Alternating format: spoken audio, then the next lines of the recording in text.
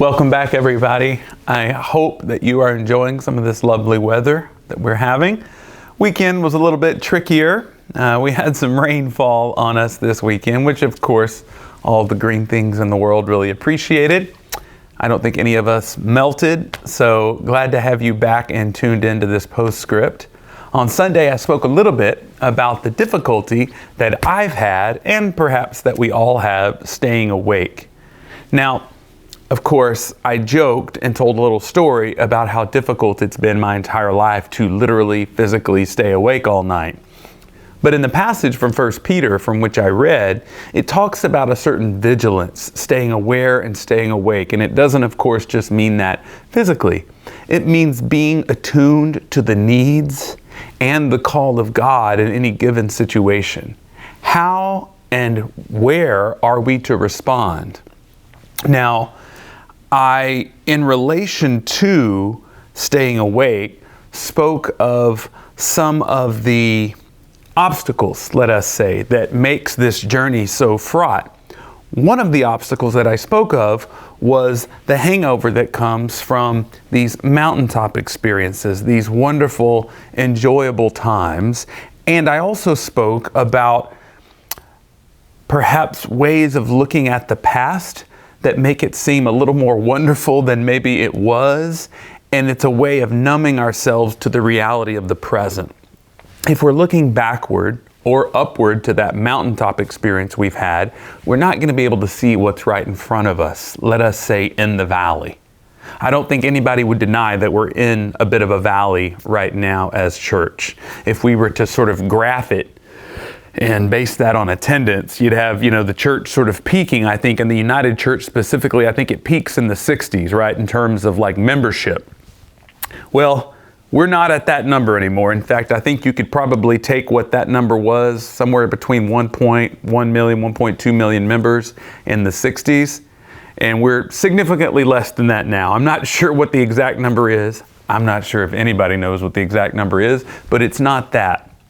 However, in no way does that mean we cannot respond in faith and in hope to what is confronting us right now, and there's a lot.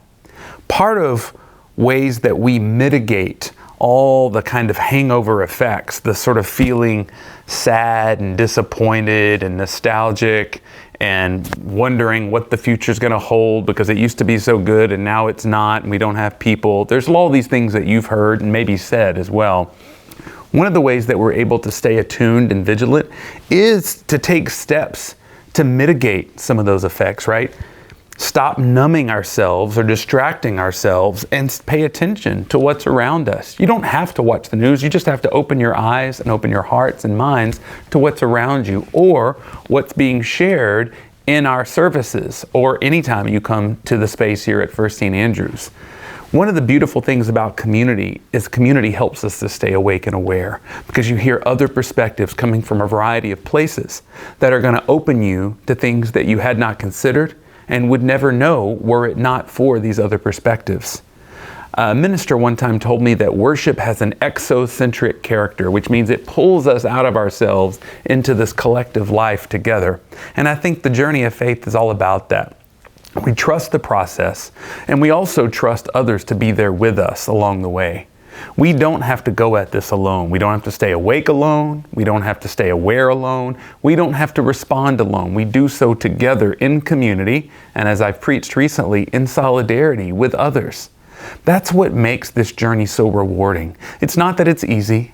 It involves labor. It can be quite difficult, but you don't have to go it alone.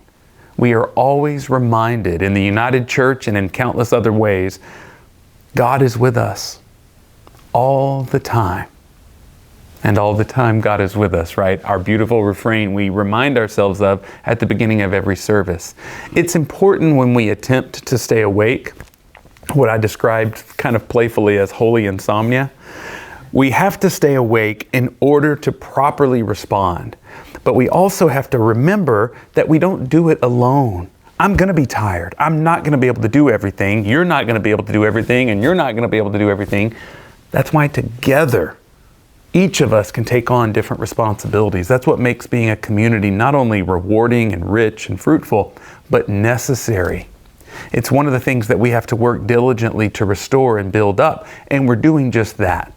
So I want to invite you to consider this week how you can help others to stay awake, just as many others have helped you to stay awake and aware in the world, because that's what we're going to need going forward. And I think we are well positioned to do that here at First St. Andrews, and I commend you in that task, and I look forward to doing it with you. Thanks for joining me again today. I look forward to seeing you next week. Have a great one.